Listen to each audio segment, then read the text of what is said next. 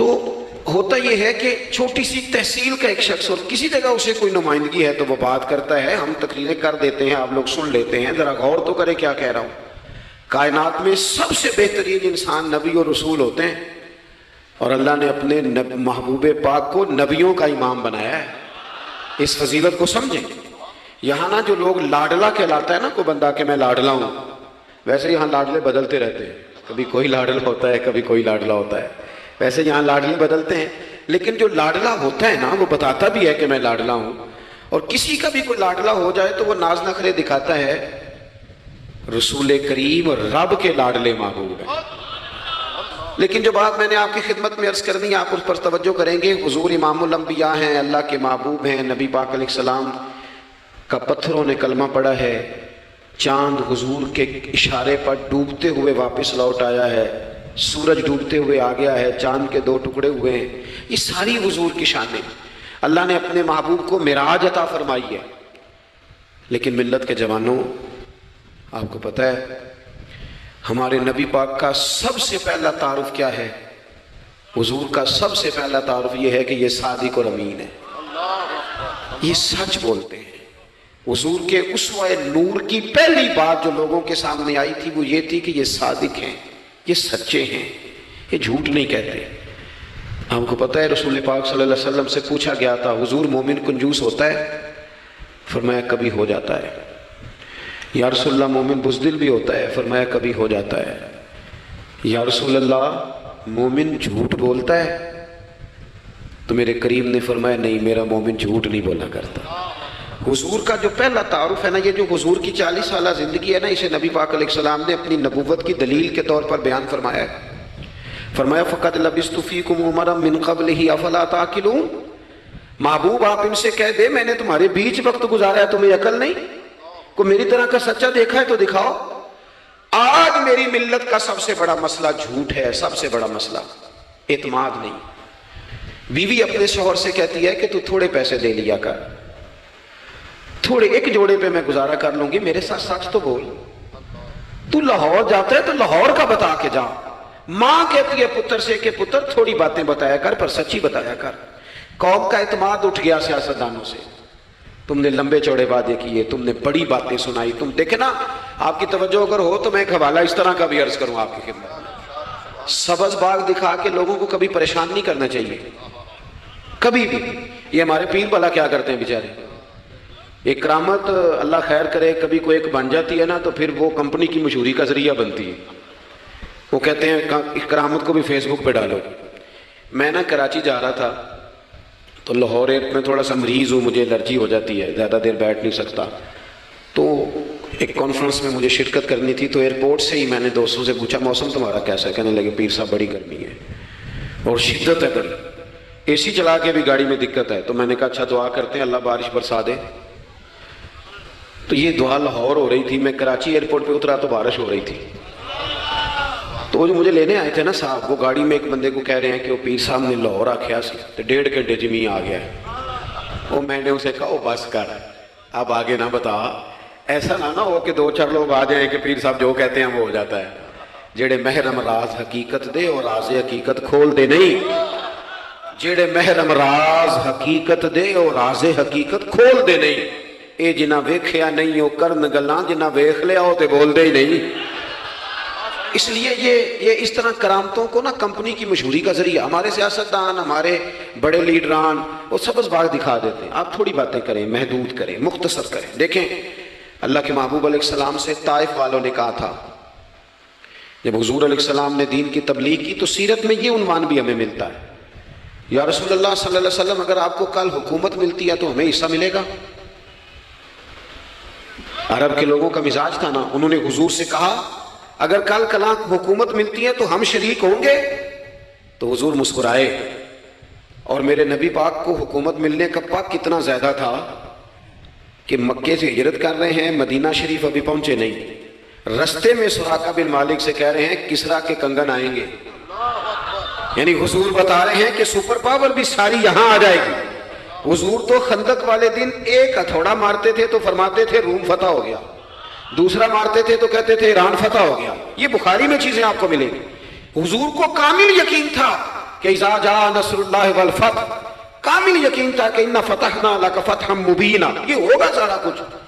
लेकिन उन्होंने जब कहा ना हमें हिस्सा मिलेगा, तो हुजूर मुस्कुराए, फरमाया तुम कहते हो हुकूमत तुम्हें मिलेगी, फरमाया भाई सुनो, हुकूमत उसे मिलती है जिसे अल्लाह अता करता है। बात खत्म कर दी। सच बोले जिंदगी में, सच्ची बात करें। अल्लाह के रसूल सल्लल्लाहु अलैहि वसल्लम ने हमें पहला सबक सच का दिया। इसे सादी तकरीर ना समझना, ये उन्वाने दीन है। अपनी जिंदगी से झूठ को निकाल दे। आप जो थोड़ी बातें कर ले, पर जो कहें उस पर खड़ा होना सीखें। अपनी जिंदगी के अंदर इस्तिकामत का नूर लाएं। जवानों, कभी भी झूठ की बुनियाद पर रिश्ते ना कायम करना। आते हैं रिश्ता देखने वाले तो कोई बातें सुनाते हैं, हमारे घर वाले हो बेटा तो वली होता है, क्या बात है। और फिर बाद में ये हालत होती है कि अम्मा कहती है मैं आप बड़ा समझानी है, इन्हों मेरी भी नहीं सुनता। तो वो रिश्ता देखते वक्त तो आपने कहा था कि बहुत बड़ा दरवेश है। आप और बच्ची वाले भी कुछ ऐसे काम करते हैं। रिश्ता कराने वाले से कहते हैं हमने कार भी देनी है। क्यों आपने लालच पैदा किया? क्यों पहले आपने खराबियां की? अपनी जिंदगी में सच बोले, सच्ची बात करें। कभी भी कोई ऐसा काम ना करें जिससे कि लोगों की तबीयत ऐसी हो कि लोग समझे कि ये लोग तो गलत बयानी के आदी हैं। देखें, बुखारी में मौजूद है, सीरत की तमाम किताबों में अल्फाज के इख्तलाफ के साथ ये अपनी असल के साथ ये चीज़ हर जगह मौजूद है। हज़रत अबू सुफियान रदी अल्लाह ताला अन्हु बाद में मुसलमान हुए। फरमाते मैं जब शाह रूम को हुजूर का ख़त गया था ना हिरकल को, हुजूर सल्लल्लाहु अलैहि वसल्लम ने उससे कहा कि कलमा पढ़ लो, खतूत लिखे नबी करीम ने। उसने कहा यहाँ ढूंढो कोई अरब का सरदार अगर आया हो तो मैं मिलना चाहता हूँ। अबू सुफियान कहते हैं मैं बगर्ज़े तजारत वहाँ मौजूद था, मुझे लोग पकड़ के बादशाह के पास ले गए, मैं कलमा नहीं पढ़ता था। जब कोई किसी का मुखालिफ होता है तो उसने कोई कहानी भी याद की हुई होती है। इन लोगों ने कहानी भी याद की हुई थी, माज़अल्लाह जादूगर हैं, शायर हैं, ये कहानियां भी सुनाते थे। कहते हैं कि मुझे वो ले गए, बादशाह के सामने खड़ा कर दिया। अब बादशाह ने सवालात पूछे, मैं कोई हक में नहीं था कि मैं हक में बातें करता, मैं तो उस वक्त तक कलमा नहीं पढ़ता था और जो कुफार कहते थे वो सारी बातें मैंने करनी थी। कहते हैं बादशाह ने अपने दरबार में खड़ा करके सवाल किए, बड़े सवाल पूछे, बड़े मैंने जवाब दिए, बड़े सवाल पूछे। ये भी पूछा कि मानने वाले उनके गरीब हैं कि अमीर हैं। मैंने कहा नहीं, माड़े माड़े बंदे हैं। मिलाद के जुलूसों में भी माड़े माड़े बंदे ही जाते हैं, माड़े माड़े हैं, गरीब लोग हैं। उसने ये भी पूछा कि मानने वाले बढ़ रहे हैं या घट रहे हैं। मैंने सारे जवाब दिए। ओ मिल्लत के जवानों, खुदा मेरी बात सुनना। अबू सुफियान कहते हैं गैरों का दरबार, सवाल करने वाला भी कलमा नहीं पढ़ता, अभी जवाब देने वाला भी कलमा नहीं पढ़ता। उसने मुझसे कहा कि आपने बताया कि आप रिश्ते में चचा होते हैं, ये बताओ वो जिन्होंने ऐलान नबुव्वत किया है क्या कभी उन्होंने झूठ भी बोला है? आज लोगों ने नाम नहीं बदल दिया झूठ का, कुछ ने बहाना नाम रख दिया झूठ का, जी मैंने बहाना कर दिया था। कुछ कहते हैं जी हो जी वो तो मैंने तो बस ऐसी बात, वो तो मैंने मजाक किया। झूठ के नाम नहीं बदल दिए लोगों ने। अबू सुफियान कहते हैं मुझसे बादशाह खड़ा करके पूछने लगा क्या कभी उन्होंने झूठ भी बोला है? अबू सुफियान कहते हैं कि लम्हे के लिए मेरे दिल में आया कह दूं कि बोला है। फिर मैंने कहा एक तो ये अरब की वफादारी के खिलाफ है और दूसरा मैं कहूंगा वो जादूगर हैं तो शायद को एक सेकंड के लिए तवज्जो करे, मैं कहूंगा वो शायर हैं शायद को तवज्जो करे। और मदीने वाले ने झूठ बोला, ये तो मानेगा ही कोई नहीं। सुनो सुनो, जिन चीजों को मामूली समझ के हमने राइज किया वो हमारा विकार ले गई। दुनिया हम पर एतमाद नहीं करती। हम उस मुल्क में बसते हैं जहां जलजला भी आए तो गैर मुल्क की इमदाद करना चाहे तो वो कहते हैं हुकूमतों के हाथ में नहीं देंगे, खुद जाएंगे। हमारा ये हाल हो गया है कि कौम पर एतमाद उठ गया दुनिया का। हमें पलटना है, हमने देखना है हमारा रवैया क्या है, हमारा अंदाज क्या। थोड़ी कर ले बातें, कुछ जरूरी है सुबह शाम बोलना, थोड़े कर ले वादे, थोड़े दावे कर ले, कुछ जरूरी है? सुनो मेरे अजीज, अबू सुफियान कहते हैं कि उसने कहा कभी झूठ भी बोला है। मैं सोच में पड़ गया।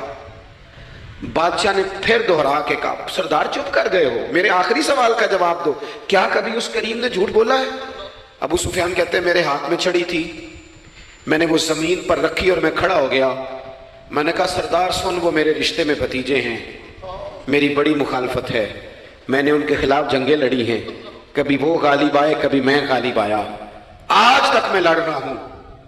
लेकिन मैं एक बात तो मैं जिम्मेदारी से कहता हूं, मैं गैर नहीं हूं, वो मेरे भतीजे हैं। मैंने उनको माँ की गोद में भी देखा है दादा के कंधों पे भी देखा है, चचा के घर में भी देखा है, खतीजा का दूल्हा बने भी देखा है, ज़ैनब से लेकर फातिमा तक बेटियों को गोद में खेलते भी देखा है, मैंने उन्हें बदर और ओहद में आते भी देखा है, मेरे सामने पैदा हुए और मेरे सामने उनके बालों में सफेदी आई। मुखालिफत अपनी जगह पर मैं तुम्हें ये बात जिम्मेदारी से बताता हूं, उस महबूब की जुबान से जो भी निकलता है हक और सच निकला करता है। वो असीर दुश्मन की चाह में भी, मुखालिफों की निगाह में भी वो अमी है, सादिक है, मोतबर है। मेरा पैगंबर अजीम तर है, मेरा पैगंबर अजीम तर है, मेरा पैगंबर अजीम तर है। अबू सुफियान कहते हैं मैं ये लफ्ज कहे तो कितने ही लोग दरबार में रो पड़े, एक सन्नाटा छा गया, कोई सहाबी नहीं वहां, कोई नारा लगाने वाला नहीं, कोई अपना नहीं, लोग रो पड़े। कहते हैं बादशाह ने चादर उठाई, कंधे पे रखी, कुछ देर सोचता रहा, फिर वो चल दिया। मैंने पीछे से आवाज दी, मैंने कहा तूने इतने सवाल पूछे, मैंने इतने जवाब दिए, कोई रिजल्ट भी तो बताना क्या निकला, नतीजा क्या है। तो बादशाह ने पलट के मेरी तरफ देखा, कहने लगा सरदार नतीजा तो निकल आया ना यार, जिस बंदे ने बंदों से झूठ नहीं बोला वो ये झूठ क्यों बोलेगा कि मैं अल्लाह का रसूल बन के आया।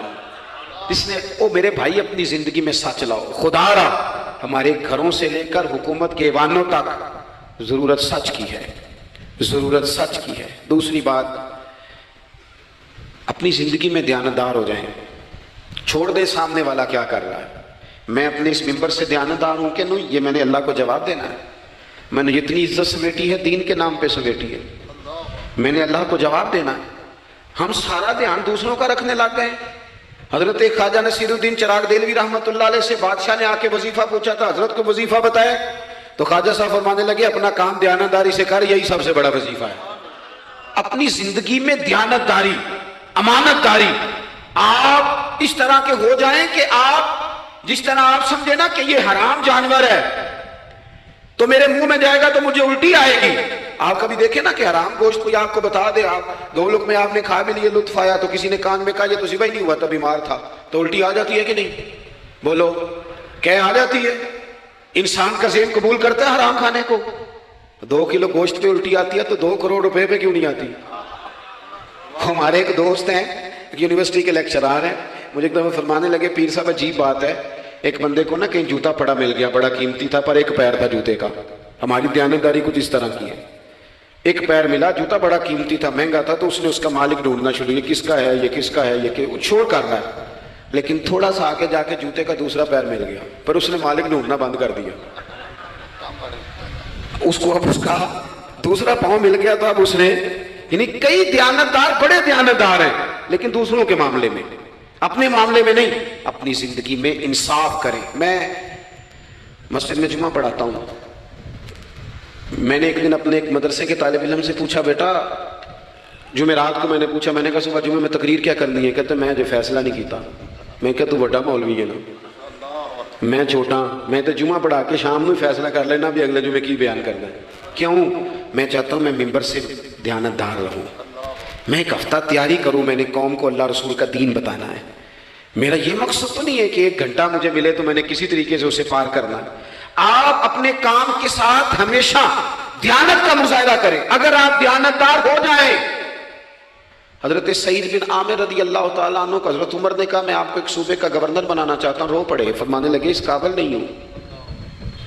आप कहें, मुझे भी आप कह दें कि फलाना ओहदा मिलता है तो तैयार है सारी दुनिया, कौन इनकारी है इस काम से, सब तैयार बैठे। लेकिन रोते थे लोग का जनाब मैं कहां कर सकता हूं। हजरत उमर ने लगा दिया हम्स का गवर्नर। कुछ महीनों के बाद हजरत उमर तशरीफ ले गए, जाके पूछा कैसा है, तो पहले तो एक लिस्ट मंगवाई हजरत उमर ने, कुछ माल आया है तो मुख्तलिफ सूबों में बांटना है, गरीबों की लिस्ट लाओ। उनके सूबे की लिस्ट आई तो तीसरा नाम गवर्नर साहब का था। वो कहा तुम्हारा गवर्नर मिस्किनों गरीबों में? कहने लगे हजरत साहब जो लिस्ट बनाने वाले थे वो कहने लगे अब उनके वजूद पर जो कपड़े हैं जगह कोई नहीं बची, पेबंद कहाँ लगाने हैं। दामाने तवक्कुल की ये खूबी है कि उस पर पेबंद लगे होते हैं पर धब्बे नहीं होते, पेबंद लगे होते हैं पर धब्बे नहीं होते।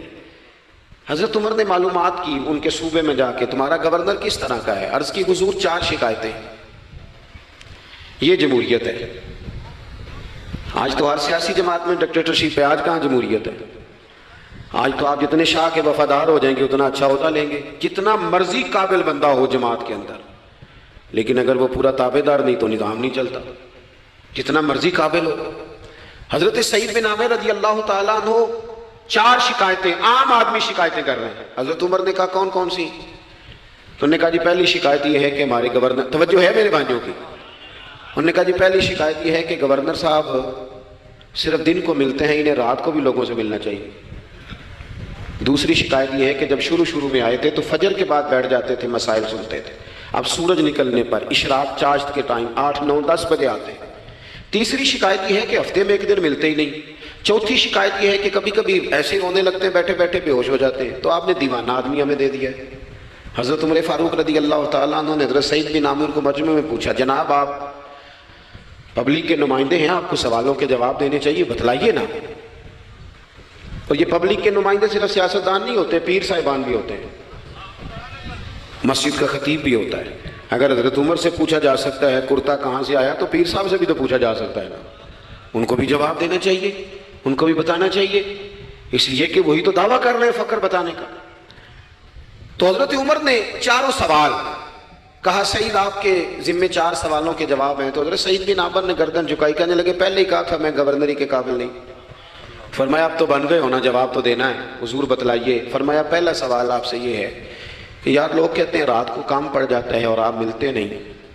تو حضرت سعید بن عامر نے اپنی داڑھی پکڑ لی، عرض کی حضور یہ ساری سفید ہو گئی ہے، بڑھاپا ہے، دن مخلوق کے لیے رکھا ہے، رات اپنے رب کے لیے رکھی ہوئی ہے۔ اگر پھر بھی کسی کو شوق ہو تو سعید بن عامر جب بھی ملے گا مسجد میں ملے گا، ساری رات بارگاہ ربوبیت کی او سنگیو تھوڑا مسلح بھی یار مضبوط کر لو، تھوڑا سا نا، ہم نہ تھک گئے ہیں فون سن کے۔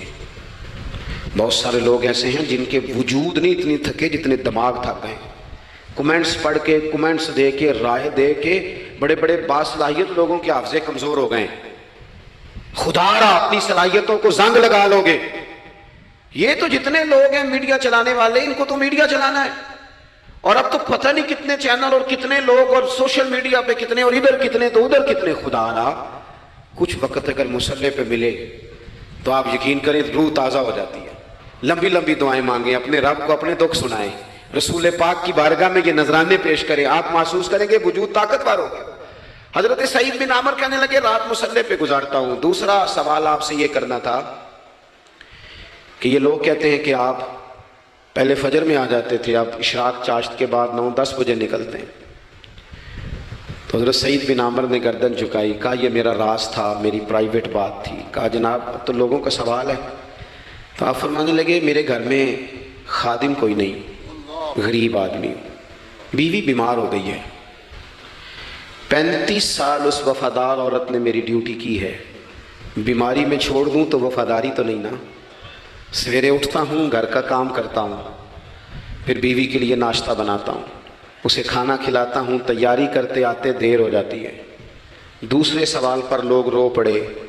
کہا تیسرا اعتراض آپ پہ یہ ہے کہ ہفتے میں ایک دن ملتے نہیں۔ تو حضرت سعید بن عامر کہنے لگے میں نے کہا تھا میرا پردہ نہ کھولا جائے، میں بڑا راضی ہوں رب کی عطاؤں پہ، میں کیوں کسی کے سامنے اپنا دکھ بیان کروں۔ گردن کو جھکا دیتا ہے خیرات کا پتھر، جہاں میں مانگنے والوں کے سر کبھی اونچے نہیں ہوتے، اور غیرت ہے بڑی چیز جہاں نے تگ و دو میں پہناتی ہے یہ فقر کو تاج سردارا۔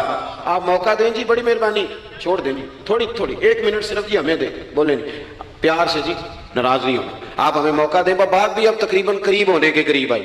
کہا حضرت سیدنا سعید بن عامر رضی اللہ تعالیٰ عنہ نے فرمانے لگے میں نے کہا تھا یہ میرا پردہ ہے، یہ نہ سنایا کریں آپ دکھ لوگوں کو۔ یہ غریب کہتے ہیں میں کسی امیر کے ساتھ لگ جاؤں گا تو کچھ بن جائے، کچھ بھی نہیں بنتا، چھوڑ دیں آپ، دکھڑے رب رسول کو سناؤ، خیرات بھی ملے گی اور عزت بھی ملے گی، وہ دیں گے اور کسی کو بتائیں گے بھی نہیں۔ حضرت سعید بن عامر رضی اللہ تعالیٰ عنہ سے تیسرا سوال ہوا۔ کہا جناب آپ ہفتے میں ایک دن ملتے نہیں۔ تو فرمانے لگے میرا راز تھا پر بتا دیتا ہوں، جوڑا ایک ہی ہے میرے پاس، ہفتے میں ایک دن دھو لیتا ہوں، پھر بیوی کے کپڑے پہن کے سارا دن بیٹھا رہتا ہوں، اگر دوسرا جوڑا ہو تو یہ کام نہ کروں۔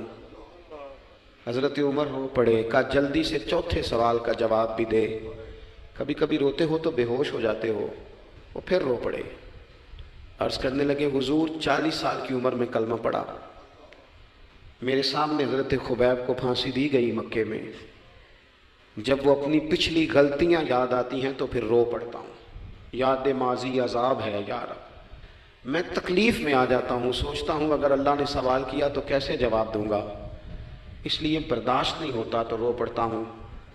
چاروں سوالوں کے جواب دیے تو حضرت سعید بن عامر کہنے لگے اب آپ نے مجھ سے سوالوں کے جواب تو لے لیے، اب میری سزا کا بھی تو اعلان کرے نا، بتائیں نا۔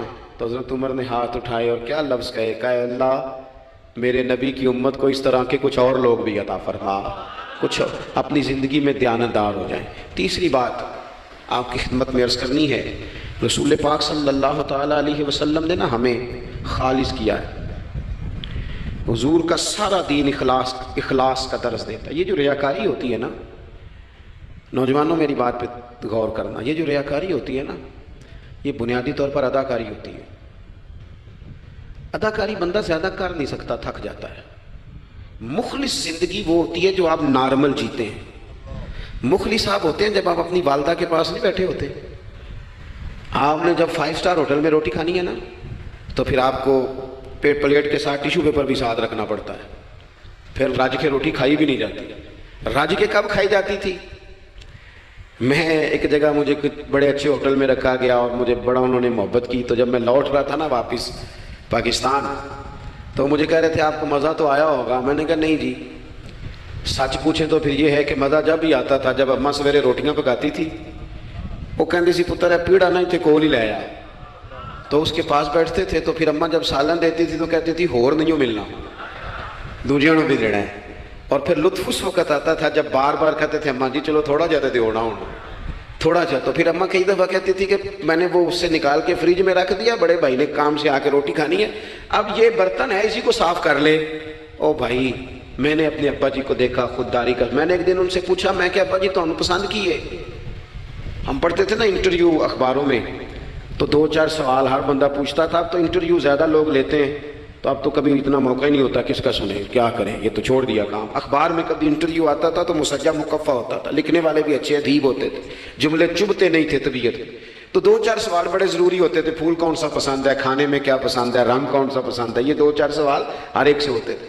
میں نے اپنے والد صاحب سے ایک دن پوچھا، میں کہ ابا جی تو انہوں پسند کیے، تو فرمان لگے پتر جے تے لگی ہوئے بھوک تے پھر ہر تو جنہ لگی ہوئے تو پھر نخرے ہی نخرے نے، تو اس لیے بھوک لگی ہو۔ وہ ہمیں پتہ کیا بتاتے تھے، میں آج بھی نا بہت ساری چیزیں گاڑی میں رکھ لیتا ہوں، آج بھی جو کھانا اپنی مرضی سے کھاتا ہوں وہ پیٹ بھر کے کھایا جاتا ہے، جو تصویروں کی شدت سے باہر ہوتا ہے وہ کھایا جاتا ہے، اس کو آپ قبول کر لیتا آپ کا وجود۔ یاد رکھنا میرے عزیز، میرے نبی پاک صلی اللہ علیہ وسلم نے فرمایا ہے بہترین روٹی وہ ہے جو تو اپنے ہاتھوں کی کمائی سے کھاتا ہے، وہ بہترین رزق ہے جو تو، اور حضور نے فرمایا اللہ کے نبی حضرت داؤد محنت کر کے کھانا کھاتے، دعوتوں پہ جا جا کے تو بندہ بیمار رہنے لگ جاتا ہے، وہ تو کام ہی ختم ہو جاتا ہے۔ والد صاحب کہا کرتے تھے کہ لو میں پا دیتے نے تانوں دانے پڑولے چ تے ماں تہاڈی نے تانوں 4 پا دیتا ہے، لو ہن تانوں پرواہ نہیں ساریاں گرمیاں، موج کرو، یہ اصل تھا ہمارا، اس پہ واپس آ جائیں، اس پہ آ جائیں، یہ صحت افزا روٹیاں یہ کھائیں، بڑی گاڑیوں کا اور بڑی چیزوں کا شوق چھوڑ دیں، محنت ڈٹ کے کریں، لیکن زندگی اصل پہ لے آئیں، اصل زندگی خالص ہوتی ہے۔ میرے نبی پاک صلی اللہ علیہ وسلم نے فرمایا ریاکار، میں پوری حدیث نہیں سناتا اشارہ کرتا ہوں، حضور نے فرمایا ریاکار اگر عالم بھی ہو، ریاکار اگر سخی بھی ہو، حتیٰ کہ صحیح حدیث میں فرمایا ریاکار شہید بھی ہو اور ماری جائے اس نیت سے کہ لوگ مجھے شہید کہیں گے، تو فرمایا صبح قیامت اللہ ان اعمال پر بھی اجر عطا نہیں کرے گا۔ اپنی زندگی میں اخلاص پیدا کرے، جب خلوص آتا ہے، جب للہیت آتی ہے، مشکل ترین خلافت حضرت ابوبکر صدیق کی ہے، یہ جو حضرت عمر نے بڑی اعلیٰ خلافت کی ہے نا، یہ بنیادیں حضرت ابوبکر نے مضبوط کر کے دی تھی، فتنوں کے تو سر کچل دیے تھے حضرت صدیق اکبر نے، اب حضرت عمر کے لیے کام کرنا انہوں نے آسان کر دیا تھا۔ میں اکثر کہا کرتا ہوں کہ حضرت عمر کی خلافت کی مضبوطی میں بڑا کردار حضرت ابوبکر صدیق کا ہے، اگر وہ مضبوطیاں نہ کرتے اتنی تگڑی تو کام آگے چلتا نہیں تھا۔ حضرت سیدنا ابوبکر صدیق کو بڑے فتنوں کا سامنا تھا، ختم نبوت کے محاذ پر کام کرنا ہے، منکرین زکوٰۃ پیدا ہو گئے، امت کو سنبھالنا ہے، یہ ساری ڈیوٹیاں کر کے نا دنیا سو جاتی تھی، وہ دنیا سو جاتی تھی اور حضرت صدیق اکبر ایک نابینا مائی کے گھر میں جھاڑو دینے چلے جاتے تھے۔ جب بندہ مخلص ہو جاتا ہے نا، ایک نابینا معذور عورت جھاڑو دے رہے ہیں، جب تھوڑا سا وقت بچتا نا عصر کے لیے، یہ ٹائم میں نے اپنے لیے رکھا ہوا ہے، تو مدینہ شریف میں ایک بیوہ تھی جس کی 5-6 بیٹیاں تھی، بیٹا کوئی نہیں تھا، اس کے گھر جاتے تھے، بکریوں کا دودھ دھو کے آتے تھے۔ معمولی آدمی نہیں، خلیفہ وقت کی بات، کس لیے؟ یہ کام روحانی تسلی کا باعث بنتے، یہ کام آپ کو سکون دیتے، یہ آپ کے اندر وہ طاقت پیدا کرتے ہیں کہ آپ لڑ سکتے ہیں دنیا سے۔ جب آپ کے پیچھے دعائیں ہوتی ہیں تو پھر میدانوں میں کھڑا رہنا آسان ہو جاتا۔ حضرت عمر فاروق فرماتے ہیں تیسرا دن تھا جناب صدیق اکبر کے وصال کو، میں مسجد نبوی شریف میں بیٹھا تھا تو 2-3 چھوٹی چھوٹی بچیاں آ گئیں، آگے کہنے لگی چچا آپ خلیفہ بنے؟ میں نے کہا ہاں، ہمارے ساتھ چلیں گے؟ میں نے کہا پتر تمہارے ساتھ کیا ہے؟ کہنے لگے ابو بکر صدیق عصر کے بعد ہمارے گھر آتے تھے، ہمارا بھائی کوئی نہیں، باپ انتقال کر گئے، بکریوں کا دودھ دھو کے دے جاتے تھے، کچھ بیچ کے گزارا کر لیتی تھی، کچھ پی لیتی تھی۔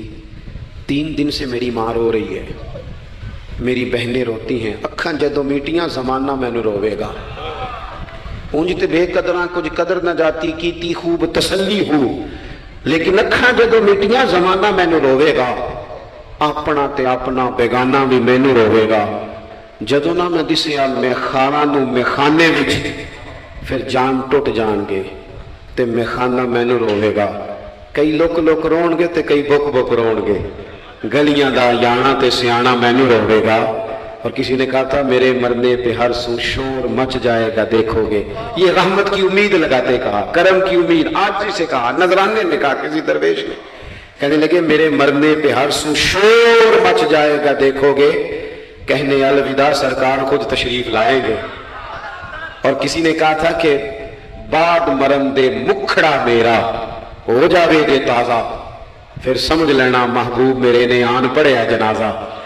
تو بھائی اپنی زندگی میں اخلاص پیدا کرے۔ ہم نا غریب لوگ بھی امیروں سے تصویر کھنچوانا پسند کرتے ہیں، امیروں سے اپریشیٹ کرنا چاہیے محنت کرنے والے آدمی کو، جس کو پسینہ آ گیا نا ریڑھی پہ کھڑے ہوں گے، وہ بڑا باوقار آدمی ہے، اسے پسینہ آ گیا۔ میں ابھی بھی کبھی کبھی جوتا گنڈوا لیتا ہوں، چونکہ میں نے دیکھا ہے میرے ابا جی مجھے کہتے تھے لے جا جوتیاں توڑے چ پا کے ساریاں گنڈا لیا، تو یاد ہے تو میں ابھی بھی چلا جاتا ہوں۔ تو ہمارے ایک پرانے موچی ہیں، میں ان کے پاس ایک دن، وہ بڑے خوددار آدمی، 5 روپے کے 10 دے دے نا، وہ ان کو 10 دے دے، کہتے چوکا اپنے 5 روپیے۔ وہ ایک شاعر بیٹھے تھے نا، تو شاعر بھی بیچارے کئی اسی طرح کے ہوتے ہیں، ناراض نہ ہو جائیں شاعر، لیکن وہ کئی دفعہ نا ان کو بھی دیکھ کے لگتا ہے کہ کئی دنوں سے بیچارے نے روٹی نہیں کھائی۔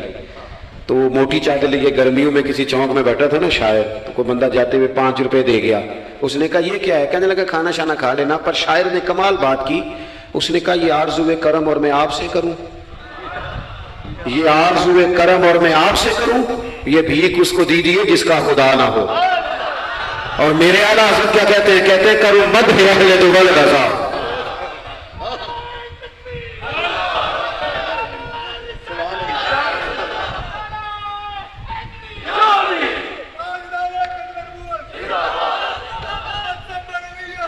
ماشاءاللہ۔ تو آپ حضرات میری بات سنیں گے، اپنی زندگی میں اخلاص لائیں، للہیت لائیں۔ چوتھی بات سنیں، اور میں اسی پر بات سمیٹنے کی کوشش کروں گا۔ اللہ کے رسول صلی اللہ علیہ وسلم کی سیرت مبارکہ میں جو چیز آپ کو بڑی نظر آئے گی نا، وہ احساس ہے۔ جب سینے آہستہ آہستہ سخت ہونے لگ جاتے ہیں نا، ہم نا کچھ باتیں سوچ کے اپنے آپ کو سخت کر لیتے ہیں۔ ہمارا جب ایسا جو نیا بھرتی ہوتا ہے وہ خدمت کے جذبے سے آتا ہے، وہ کہتے ہیں میں نے سارے کام صحیح کرنے ہیں، پھر اس کو نا آہستہ آہستہ پتہ لگنے لگ جاتا ہے کہ کچھ لوگ جھوٹا پرچہ بھی درج کراتے ہیں، اسے پھر آہستہ آہستہ پتہ لگنے لگ جاتا ہے کہ یہ سامان ان کا تو گیا تھا 1.5 لاکھ کا، تو انہوں نے 6 کیوں لکھوایا ہے؟ پھر وہ پھر سخت ہونے لگ جاتا ہے۔ لوگوں کو دیکھ کے سخت نہ ہو، سخت نہ ہو۔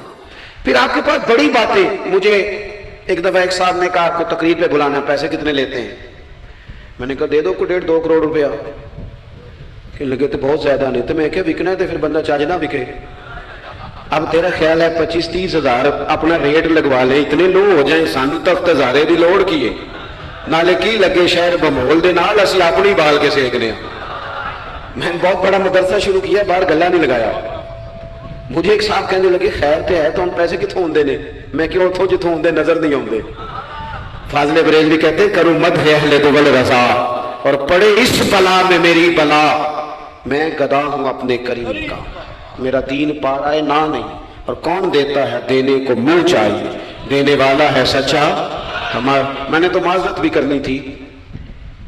میرا خیال ہے کہ 35 سے 37 کے بیچ لوگ ایسے تھے یہاں سے جو آج صبح سے سر شام تک فون کرتے رہے کہ آپ نے چائے ہماری طرف بھی نہیں ہے, کھانا ہماری طرف کھانا ہے. میں ان دوستوں سے اکثر کہا کرتا ہوں جو میرے ساتھ ہوتے ہیں, میں کہتا ہوں کہ لوگ تلاش کرتے رہتے ہیں, ڈھونڈتے رہتے ہیں کہ رات رہنے کو جگہ ملے, اور ہمارا یہ حال ہے کس نام پہ؟ رسول اللہ کے دین کے نام پہ, حضور کے دین کے نام پہ. اپنی زندگی میں احساس پیدا کریں. اگر آپ سخت ہو سکتے ہیں, کچھ بھی کہہ کے سخت ہو جائیں, کچھ بھی کہہ کے. مجھے میرے سنگی کہتے رہتے ہیں 7-8 گھنٹے کا آپ سفر کر کے جاتے ہیں تو آپ فوٹو والوں پہ سختی کریں, آپ کو کسی سے نہیں ملنا, میں نے ذرا آرام کرنا ہے, میں نے تھوڑا لیٹنا ہے. تو میں کہتا ہوں یار اپنی اوقات بھی تو ہمیں دیکھنی چاہیے. کون کسی کو ملتا ہے؟ کچھ اور ہے. احساس پیدا کریں قوم کا, اپنے دل میں احساس لائیں. جب آپ سخت ہو جاتے ہیں نا تو پھر آپ سب کے لیے ہو جاتے ہیں. جب بندہ سخت ہو جاتا ہے نا, تھوڑا تھوڑا نا ہمیں لالچی بنایا گیا ہے, مختلف چیزوں پہ انعام رکھے گئے, مختلف رنگوں میں لوگوں کو مختلف انداز میں قائل کیا گیا, مزاجوں میں کچھ بھرا گیا ہے. وہ اس طرح کا ماحول بن گیا کہ باپ نے جوانی پتر کو دے دی. ساری زندگی وہ جو لوگ سعودی عرب یہاں سے گئے تھے 35 سال انہوں نے وہاں کمبل نہیں بدلا. جس کمبل میں انہوں نے جاتے خریدا تھا واپسی پہ بھی وہی تھا. رہائشیں یہاں بنی وہاں نہیں بنی. میں نے بیرون ملک ایسے لوگ دیکھے ہیں جو 3 وقت روٹی نہیں کھاتے, 2 وقت کھاتے ہیں کہ گھر پیسے بھیجنے. لیکن لالچ اتنا عروج پہ چلا جاتا ہے بعض گھروں کا, سب کا نہیں بعض کا, کہ اسی باپ کو جس نے زندگی لگا دی, بچے کہہ رہے ہوتے ہیں ابا جی آپ کو ڈھاب کا کام کر لیتے تو آج ہمارے بارے نے آرے نہ ہو جاتا. مجھے ایک بزرگ فرمانے لگے پیر صاحب بالا کو بھی عزت کران لی, ابے دا مالدار ہونا ضروری ہے. خدا را اس سے باہر آئیں, احساس پیدا کریں. جب احساس آ جائے, قرآن مجید نے میرے نبی پاک کی شان یہ بیان کی ہے کہ عزیز علیہ ما عنتم حریص علیکم بالمؤمنین رؤوف الرحیم. یہ کمال ہے, اس سے آگے کیا کوئی حاشیہ دے سکتا ہے؟ رب فرماتا ہے لوگوں تم مشقت میں پڑھو تو میرے نبی کو تکلیف ہوتی ہے. آپ کبھی حدیثیں پڑھیں نا تو رونگٹے کھڑے ہوتے ہیں. آپ کو درجنوں حدیثیں اس عنوان کی ملیں گی کہ حضور فرماتے ہیں میرا دل کرتا ہے لمبی نماز پڑھاؤں, نماز اللہ کی, دل حضور کا کرتا ہے. فرمایا دل کرتا ہے لمبی نماز پڑھاؤں, لیکن پیچھے سے کسی بچے کے رونے کی آواز آتی ہے, کسی بوڑھے بیمار کا خیال آتا ہے, میں نماز چھوٹی کر دیتا ہوں. حضور فرماتے ہیں میرا دل کرتا تھا ہر وضو کے ساتھ مسواک ضروری قرار دے دوں, پر تمہیں تکلیف ہوگی, نہیں ضروری قرار دے. آپ احساس کی شدت تو دیکھیں.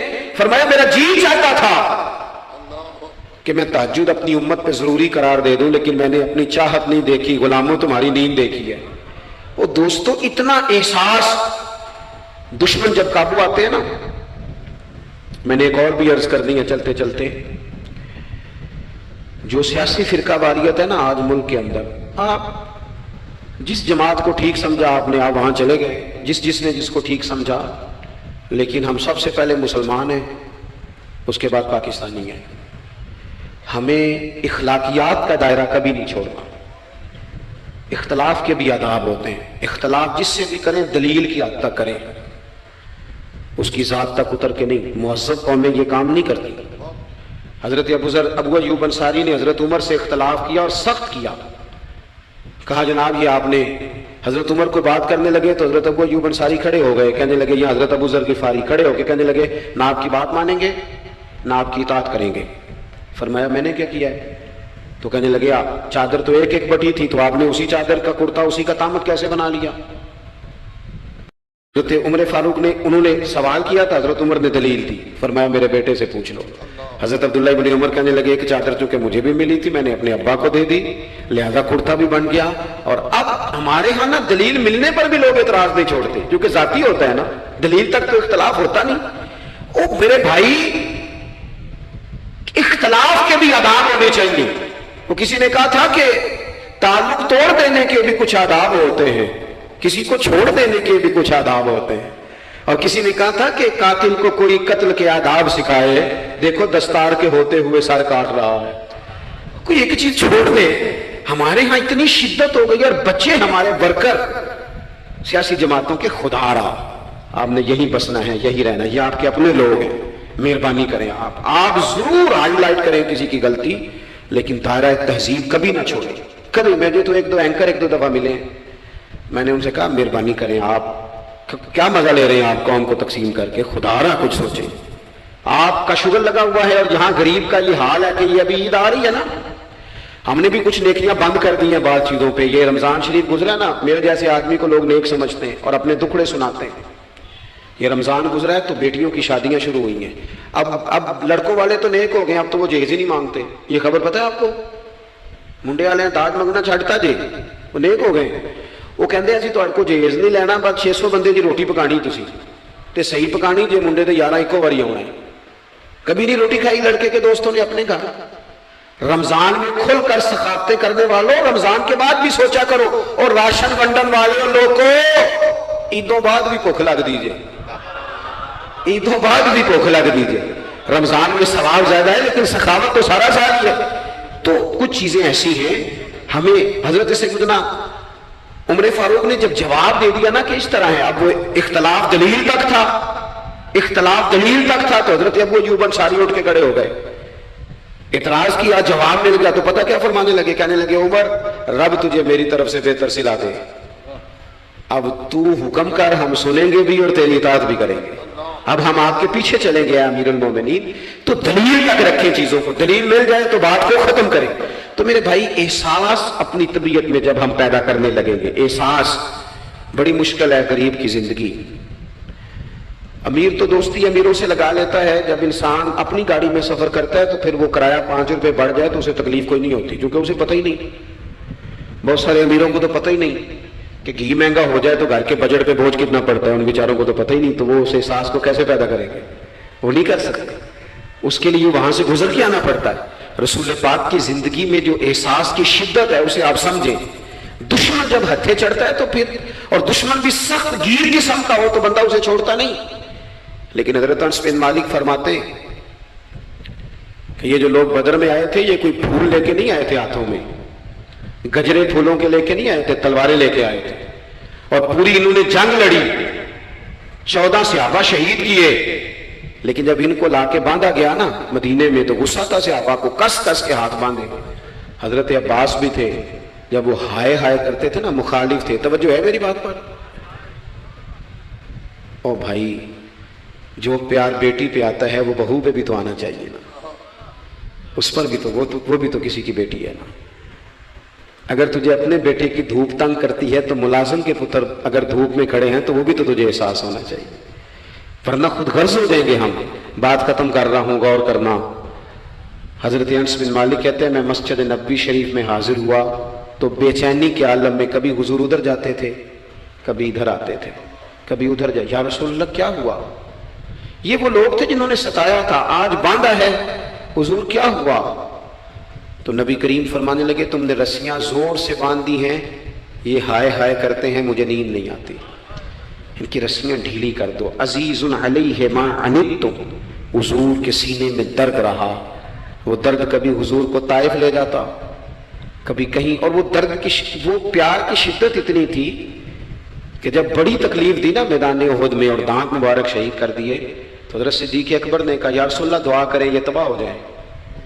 تو ہاتھ اٹھائے نبی پاک نے، دعا کیا کی؟ کہا اللہ انہیں ہدایت دے دے، انہیں پتہ ہی کوئی نہیں یہ کیا کر رہے ہیں. تو میرے عزیز ایک تو اپنی زندگی میں سچ لائیں، خدا را سچ بولیں، آپ پکے وعدے کریں. میں ایک دن اپنی مسجد کے امام صاحب سے عرض کر رہا تھا، میں کہہ رہا تھا اگر آپ کہتے ہیں نا کہ 4:20 پہ فجر ہوگی تو 21 پہ نہ پڑھائیں، آپ نے وعدہ کیا 4:20 کا.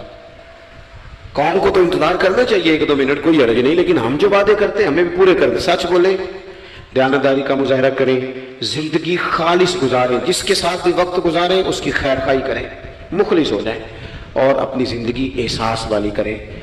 امام غزالی فرمایا کرتے تھے تو بانٹنے کا ارادہ کر، رب بانٹنے کی توفیق بھی دے دے گا. تو پروگرام تو بنا.